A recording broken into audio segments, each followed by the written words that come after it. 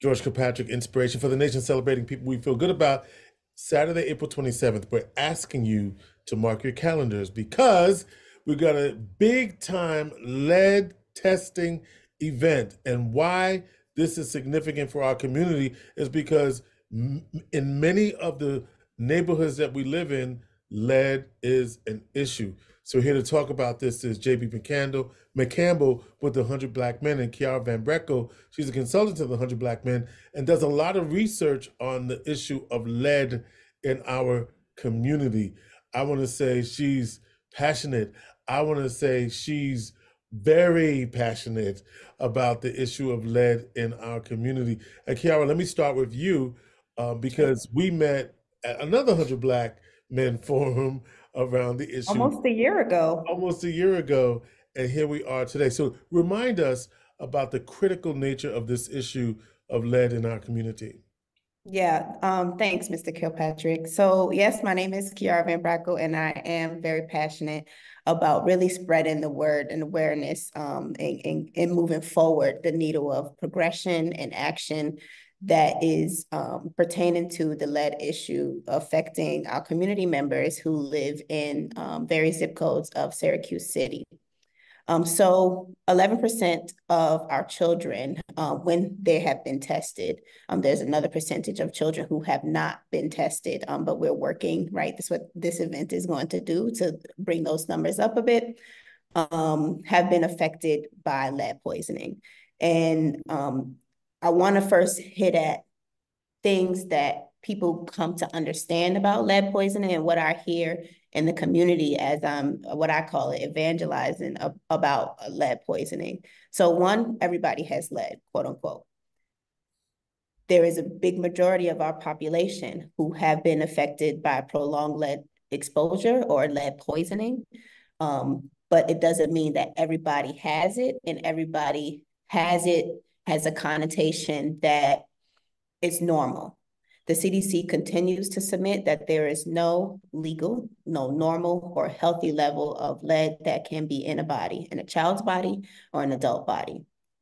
With the housing stock at Syracuse City being 90% of that housing, 93% of that housing stock being built before 1979, that's before the ban of lead paint. So we can find this paint on our walls, in the outwards and inside on some porches, but where children specifically are most impacted inside the home, and lead paint that might be covering in dust that are coming from the sills of the windows.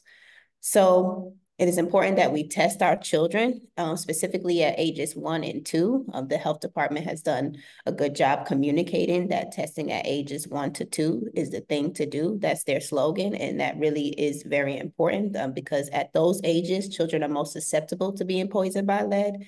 And with their increased activities of hand to mouth, right? You can't stop a child from putting their hands in their mouth.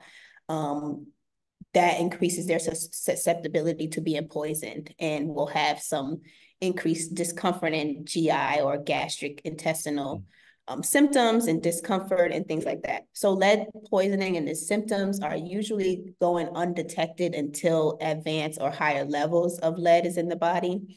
And we'll start as a way to recognize is really continuous discomfort in the gastric intestinal system, some nausea, that could also go with anxiety, and we'll go into the other health implications. But what I also would like to reiterate, as I have in various spaces, is that this is not just a disease, right, or a disorder or a crisis that affects children.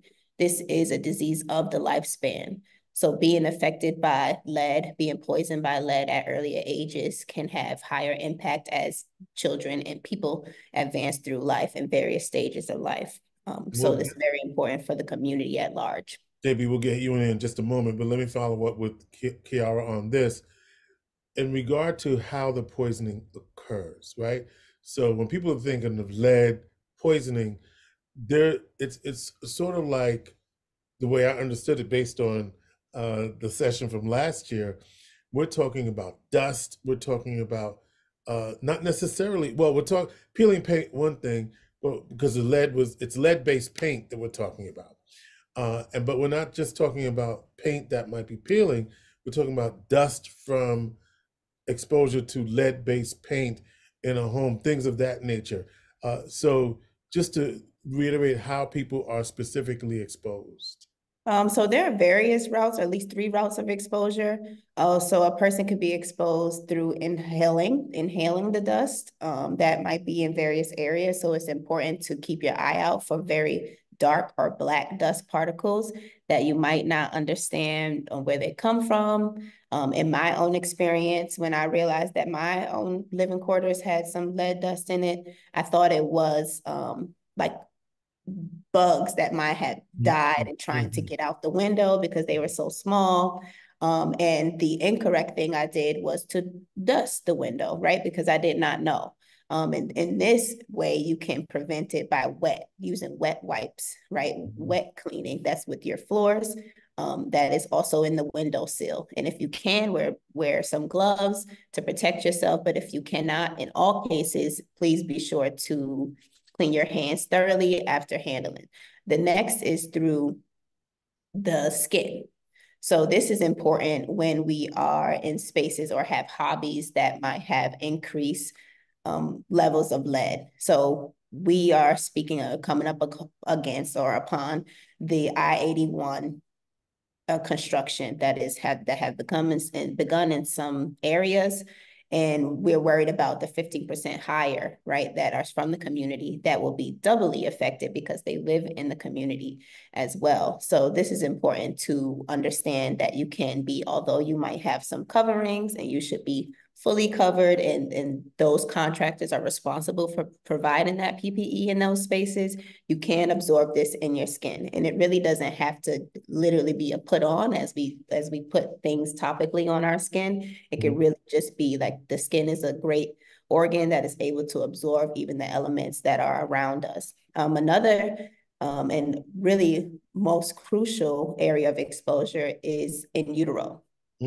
So when a childbearing person is affected by lead poisoning or poisoned by lead, and early ages, say they are poisoned at the very early ages of 1 and 2 or 3 years old, this lead gets into the child's body and stays there because of calcium, certain elements that go through in and out our bodies, specific channels. It gets lodged into the bones and then it's freed up as we encounter very, I say violent, but very complex changes that occur during pregnancy.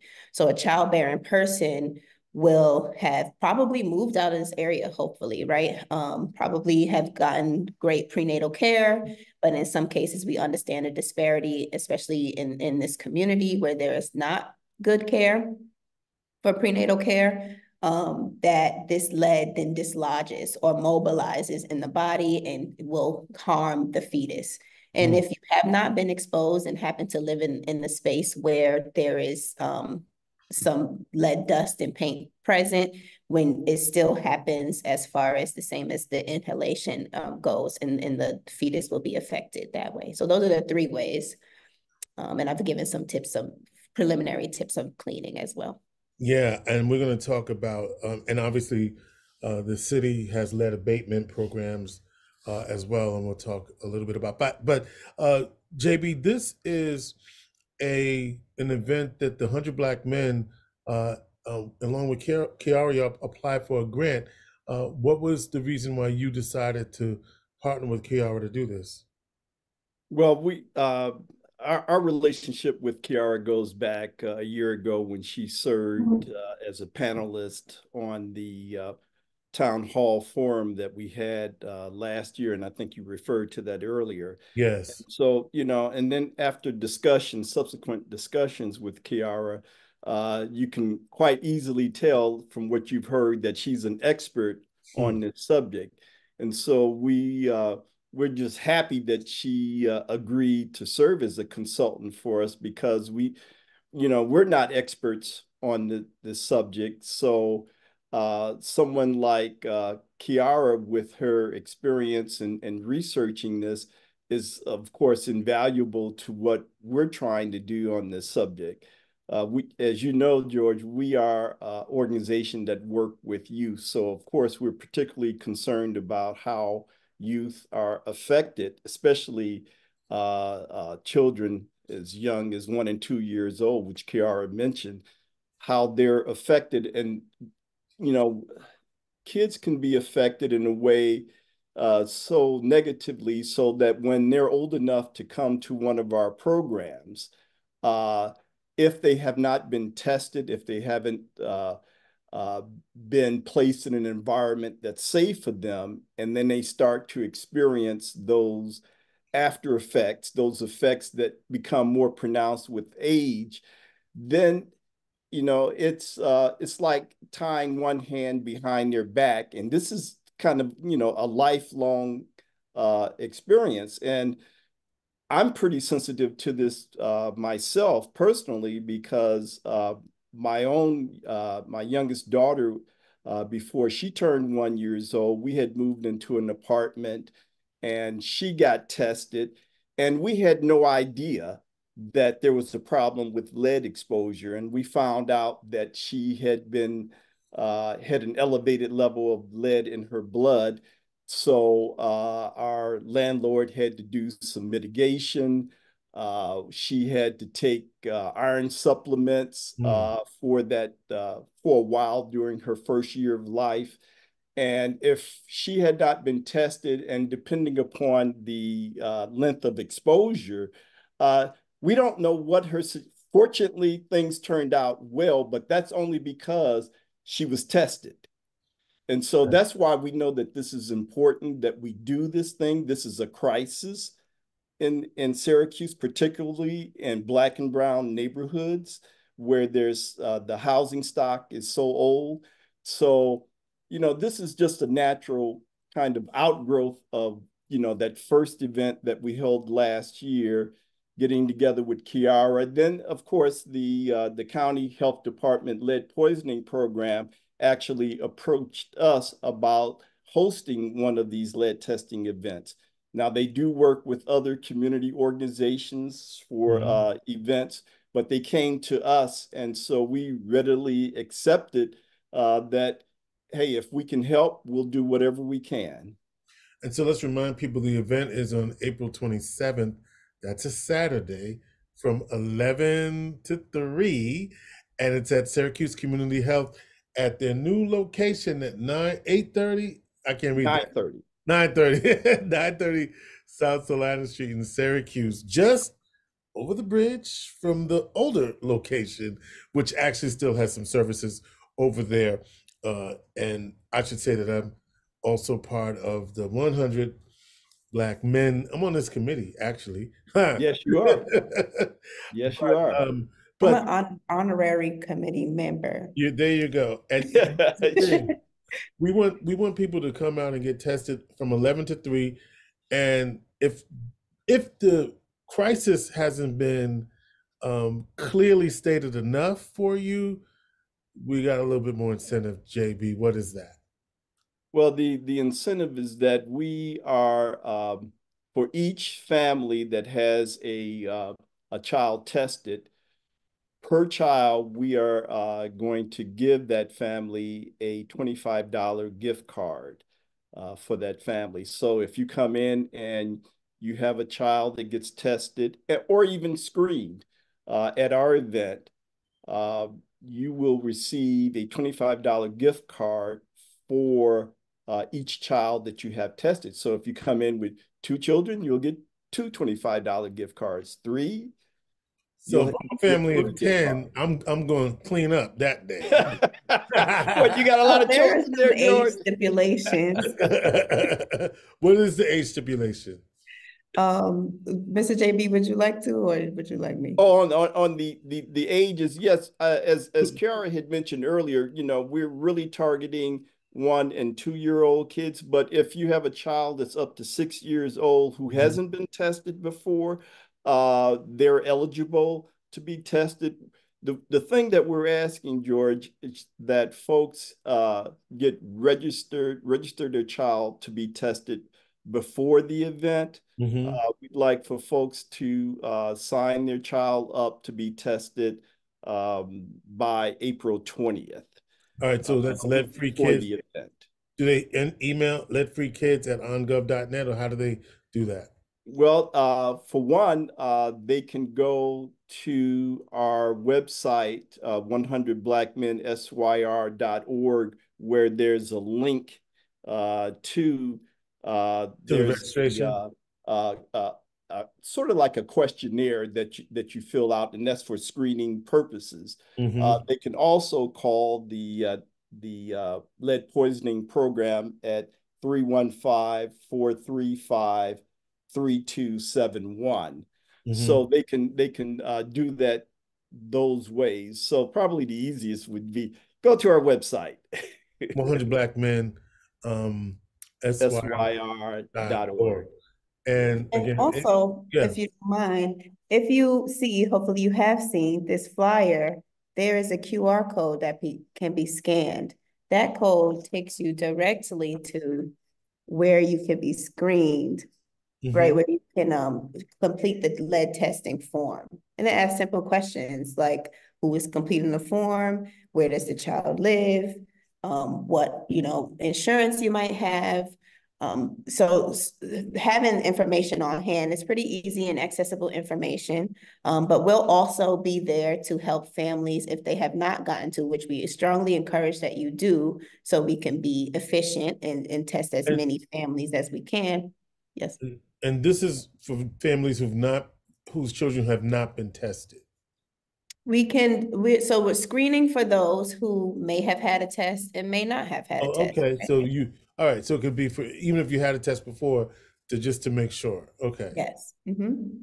Mm-hmm. And those who have not been tested will be tested as long as they fit within, we're acting under the public health law. As long as they fit within those parameters, they will be, and we have time and space, they will be tested on site.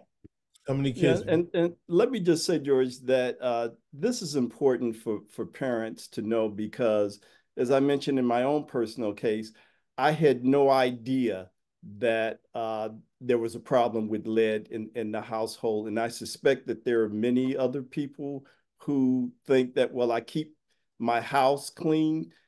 But as Kiara will tell you, that just because you think that your house is pretty clean because of the age of the house, you can even have the possible exposure to lead from the soil around your house. Wow. People think of this as being strictly something that's a problem inside the house, but it can also be outside. And think about children playing outside of a home. What if there's lead on the ground in the soil? That can cause a problem. So, we want people to be aware. For one, we want them to know, and we want the purpose of this event is also to empower families. Yes, to empower families, to let them know that the 100 Black men are very much involved in wanting to be part of the solution to this, and also to really lift the blame. So sometimes in seeking healthcare or in conversation with professionals in various fields of the healthcare sector, blame is placed on families and the parents, right? They're letting their children eat paint. No one is letting their children eat paint. And mothers and families, fathers, parents, caregivers, it's not your fault, right? This is something that is really deeply rooted in systemic racism. This is also a problem that is very deeply rooted in the history of this city, right? Say more about the deeply rooted in systemic racism. Say more about that, of course. So, right, this city was decimated when they decided to erect the 81 highway. Right. And it's coming down because it's about time that it comes down.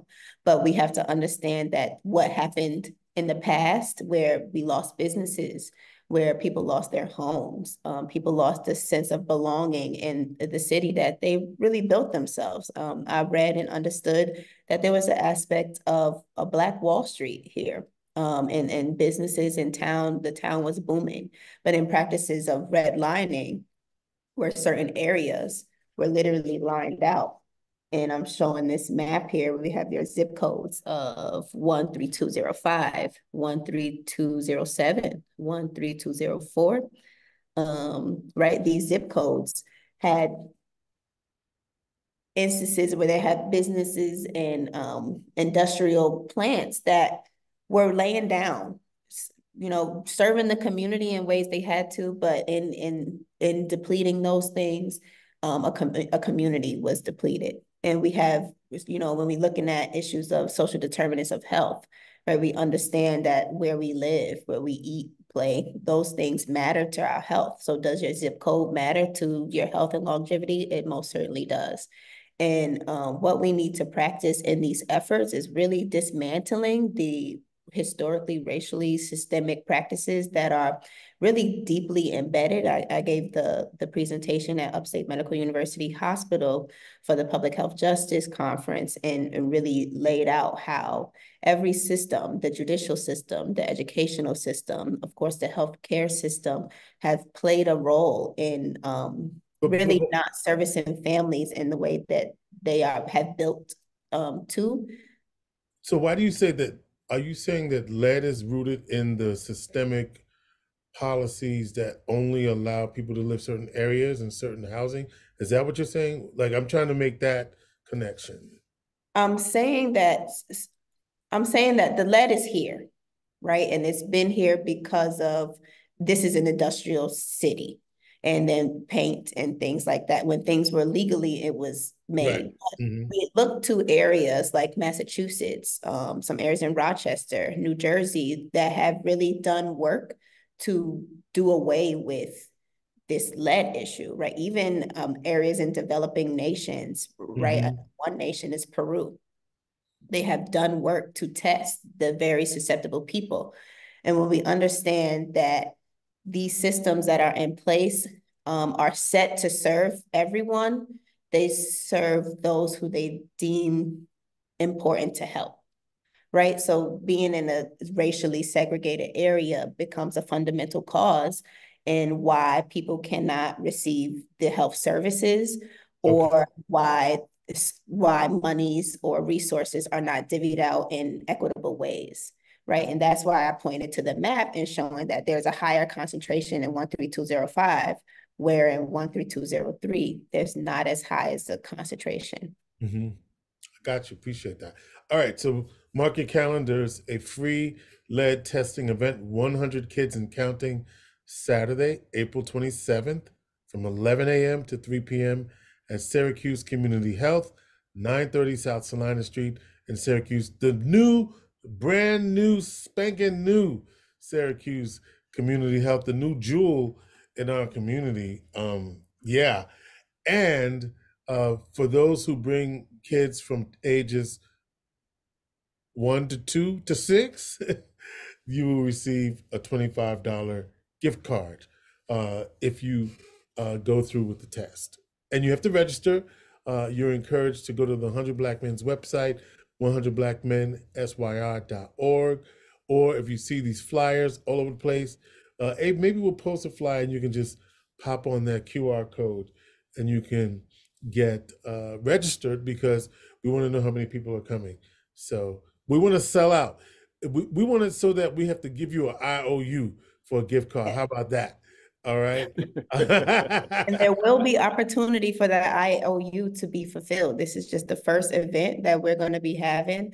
As you guys have proclaimed, I'm very passionate about this, and however it is that we can partner with the lead poison and prevention program at the health community health department, the Onondaga Health Department, and various community partners, we're going to do so.